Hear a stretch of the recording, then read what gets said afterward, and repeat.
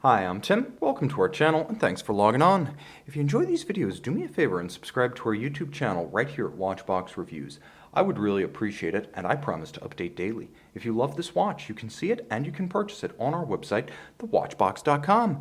And today, we're discussing the Breitling Navitimer B01 Chronograph 43. You might have missed it, but the Navitimer collection, the true circular slide rule Navitimer collection, was redesigned for 2018, lost amid the early year hoopla over the Navitimer 8s, and the late year excitement surrounding the Premier collection was the Baselworld launch of the timepiece you see here and its brethren. This timepiece, 43mm in stainless steel, is one of the easiest 43s to wear that I've ever encountered, and you can see some of the key features on dial as well as caseback that set the new Navitimer B01 Chronograph 43 apart. Let's start with the basics. The lugs have been reprofiled and the watch is shorter across the wrist. 49mm lug to lug.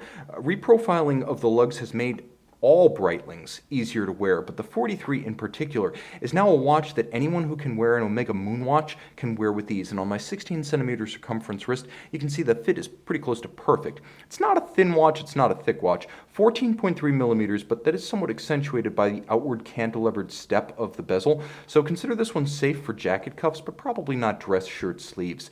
The spacing between the lugs is 22mm, which means though it is a vintage evocative look, the stance and footing on the wrist is broad, as a modern watch should be.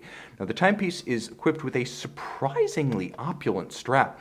I always expect Breitling to give me a calfskin aviator strap, especially on an aviation-themed watch. Instead, what I'm getting here is thickly bolstered and thickly cut high-grade large rectangular scale alligator leather, a very mild ecru patina style coloration to the contrasting stitch, lots of bolstering down the center, sheer cut so you can see the layers of construction on the side, and a luxurious calfskin on the underside. The buckle is simple but studied. As you can see, this is one of the last appearances of the Breitling wing logo. It's being phased out across the board, and the buckle is actually a smart piece. As you can see, the stanchions of the side feature a flared bridge, so the bridge actually rides on top rather than between them, and when you strap it on the wrist, the buckle sits down and around the strap rather than stacking up and adding height. So it's a clever design for a relatively simple piece, and I appreciate that kind of attention to detail. The case band is slim. The Navitimer looks like a vintage watch, and this is nowhere more evident than in the flank. Slim mid-cases, even on divers, were a signature of mid-20th century sports watches, and you can see it's almost a rule of thirds, with the inset caseback, the mid-case, and the bezel each taking up roughly 1/3 of the visual surface area. Now you can also see that because the caseback is inset, when it's on the wrist it does look thinner than its 14.3mm.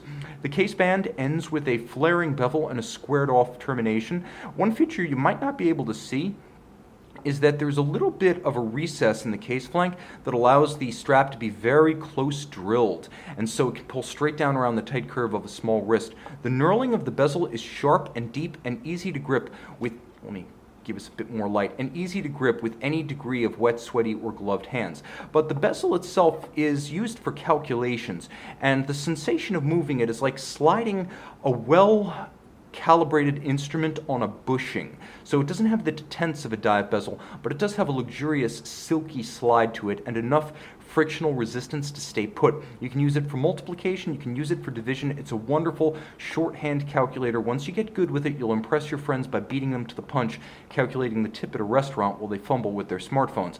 A few design language changes. Here you can see that the sunken subregisters are a tone-on-tone, black on blue. I find this to be the most subtle and persuasive of the new tone-on-tone dials, but what they signify is the use of a manufacturer caliber. Tone-on-tone registers and dial, manufacturer caliber. That's what George Kern wants you to think. A panoply of colors, silver and white and red and blue and black. It's an animated dial, and while it might overwhelm some, this is the iconic face of Breitling for purists of the brand. And if you're going to own a sub, if you're going to own a Moonwatch, and you're looking for that iconic Breitling to own, to have one from each of the big Swiss three, you want to have a Navitimer, and this would be an excellent candidate. You can see there's tremendous depth to the dial with all applique indices, the dished calculator bezel, and the stepped aperture of the date from the top to the bottom. On the crown side, a micro-knurled crown and vintage-style pump pushers turn it all over, and Breitling Caliber's B01 at your beck and call. Column wheel action, for crisp actuation, and it's right up there with the Zenithal Primero as one of the sharpest feeling chronographs on the market. It also features a vertical clutch system, which has two advantages. One, you can leave the chronograph engaged with no additional wear and tear to the system. So if you like center seconds to match hours and minutes, just leave it running. No hazard. Also, because of the vertical clutch, there's no play in the system, and the chronograph seconds hand always starts without stagger. It doesn't jump forward a second or two like a lateral clutch will. It features stop seconds or hacking, and it features a quick set function for the date. The 47 joule manufacturer B01, in this case, water resistant to 30 meters, so splash and rain only. This is not an aquatic watch, but 70-hour power reserve, 4 Hertz beat rate, COSC chronometer certification, and thanks to Edicron regulation, any watchmaker can make this thing run COSC over and over and over again. Happily, thanks to the new era of display casebacks at Breitling, we can now see the handsome and properly sized manufacture movement that Breitling has been building but rarely showing since 2009. You can see and you can purchase this Nouveau Navitimer on the watch box. Navitimer 01 Chronograph 43.